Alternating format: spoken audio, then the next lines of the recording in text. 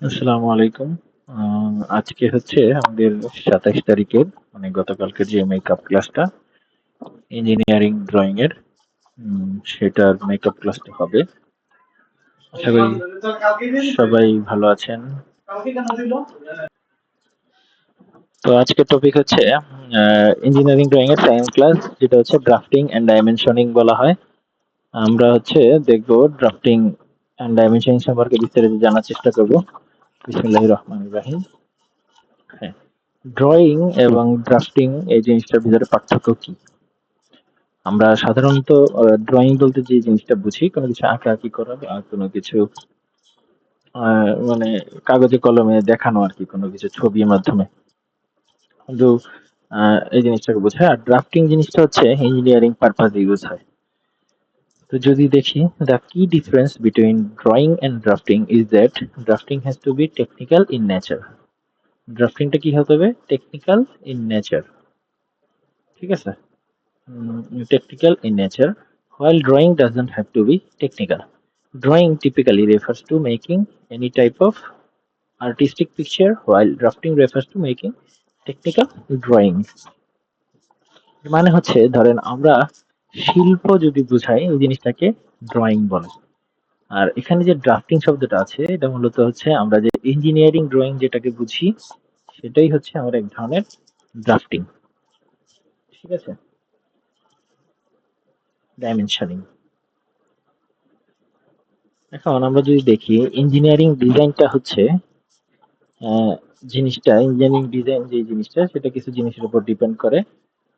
তো আমি যদি দেখি প্রসেসটা, যদি দেখি একটা ডিজাইন, একটা পার্টের ডিজাইন করলাম, সেটার ড্রয়িং করতে হবে, সেটার মাল্টি ভিউ ড্রয়িং করতে হবে, এবং সেই আমার যে ইনফরমেশন গুলো দরকার, সেখানে কি ইনফরমেশন গুলো আছে সেইগুলোর জন্য আমার ডাইমেনশনিং করতে হবে।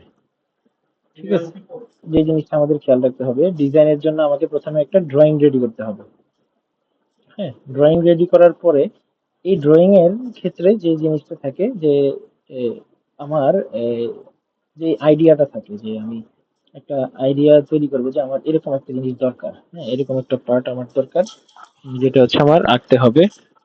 ওই পার্টটার ক্ষেত্রে এরপরে ওইটার ওই জিনিসটার মাল্টি ভিউ, আমরা তো মাল্টি ভিউ দেখছি, যে right side view, top view, front view. এবং ওই শেপ গুলা থাকে সম্পর্কে আমাদের একটা আইডিয়া হয়। আমরা ডাইমেনশনিং করি। ডাইমেনশনিং বলতে কোনটার কতটুকু দৈর্ঘ্য, প্রস্থ বা কি হবে সেই জিনিসগুলো আমরা দেখি, যেটার মাধ্যমে আমরা কি জানতে পারি? সাইজ, লোকেশন, কিরকম জিনিস হবে। তো যখন এই জিনিসগুলোর ডিজাইনের মানে প্রি প্রসেসিং জিনিস, হ্যাঁ, কারণ এটা হচ্ছে আমি কোনো জিনিস যখন ম্যানুফ্যাকচার করব বা তৈরি করব, তৈরি করার আগের কাহিনী। আমি যদি সরাসরি কোনো একটা জিনিস ম্যানুফ্যাকচার করে ফেলি, তাহলে হচ্ছে আমাদের এখানে ডিফেক্ট বা যে কোনো সিদ্ধান্ত ভুলের কারণে যে কোনো ধরনের অপচয় বা ওয়েস্ট হতে পারে, সেই জিনিসটা যেন না হয় সেটার জন্য হচ্ছে আমাদের প্রথমে প্রপারলি জিনিসটা কি করতে হবে? ড্রয়িং করতে হবে। তো ইঞ্জিনিয়ারিং ড্রয়িং এর গুরুত্বটা এই কারণে অনেক বেশি সব ক্ষেত্রেই, যে কোনো প্রোডাকশন রিলেটেড কাজ। এখন ডেফিনেশন যদি দেখি, dimensioning is the process of specifying parts information by using of figures, symbols and notes. কি ধরনের ইনফরমেশন থাকে? একটা হচ্ছে সাইজ, লোকেশন অফ ফিচার, তারপরে ম্যাটেরিয়ালস এর টাইপটা কি, আর হচ্ছে নাম্বারস রিকোয়ার্ড।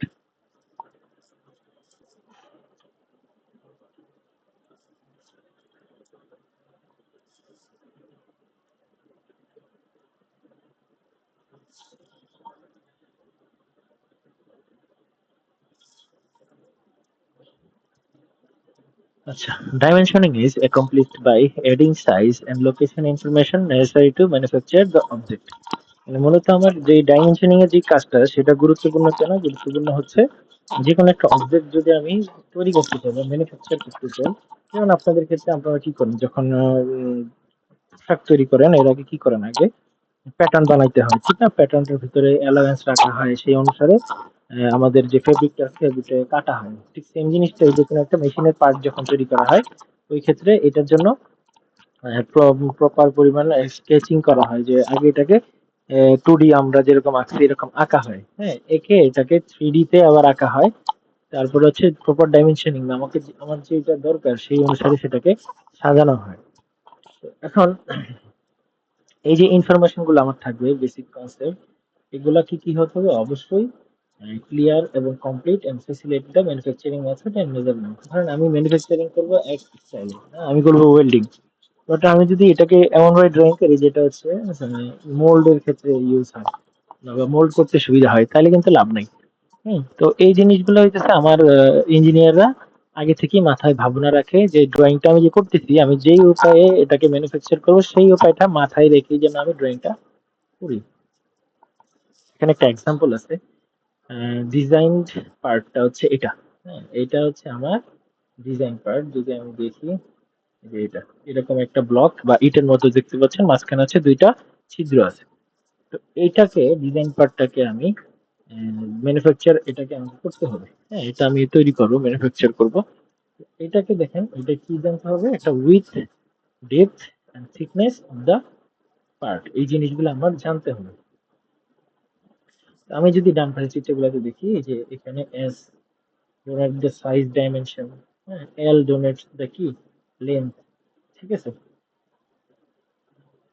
এখানে আমি একটু স্লাইড গুলো যদি সামনে যাই, diameter and depth of the holes, কি কি জিনিস জানতে হবে, the manufacture this part. Question কিন্তু আসতে পারে এরকম যে আমাকে যদি এই জিনিসটা দেওয়া থাকে, যে এই জিনিসটা দিয়ে দিলাম, এই জিনিসটা দেওয়ার পরে যদি বলতে পারি এটা ম্যানুফ্যাকচার করার জন্য আমাকে কি কি জিনিস জানতে হবে, এই জিনিসগুলো চিত্র সহ দেখাও, তখন কিন্তু আপনাকে দেখাইতে হবে। এখানে চিত্রের ভিতরে মোটামুটি এই যে দেখেন, আমাকে লেন্থ, লেন্থ কি ডিনোট করে, লোকেশন অফ ডাইমেনশন,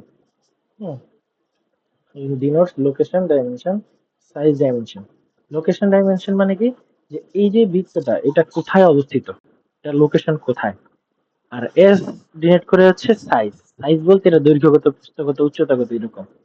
হ্যাঁ, একটা হচ্ছে তার আকৃতি কিরকম, সেটা হচ্ছে এস, আর একটা হচ্ছে তার অবস্থান কোথায়, সেটা হচ্ছে এল। ঠিক আছে, ডাইমেনশনিং এর জন্য এটা খুবই গুরুত্বপূর্ণ। তো আমাদের ডাইমেনশনিং গুলা কয় রকমের আছে, মেট্রিক সিস্টেম আছে, আইএসও, জিআইএস স্ট্যান্ডার্ড, যেগুলো হচ্ছে এক্সাম্পল গুলো দেখবেন জাস্ট, সেগুলো আমাদের জানা দরকার নেই, আমরা মেট্রিক সিস্টেমই করি। হ্যাঁ, যে মেট্রিক সিস্টেমে করি, আমাদের এটুকু জানলেই হবে। তো আজকের লেকচারটা এই পর্যন্তই থাকলো। ধন্যবাদ সবাইকে, এবং নেক্সট ক্লাসে ফিজিক্যালি আমি হচ্ছে এই সাবজেক্টের যে বিটের জন্য যে সাজেশন এবং কিছু কোশ্চেন আমি সাজেস্ট করে দিব, যেটা হচ্ছে আপনারা বিটের জন্য করবেন। ধন্যবাদ সবাইকে।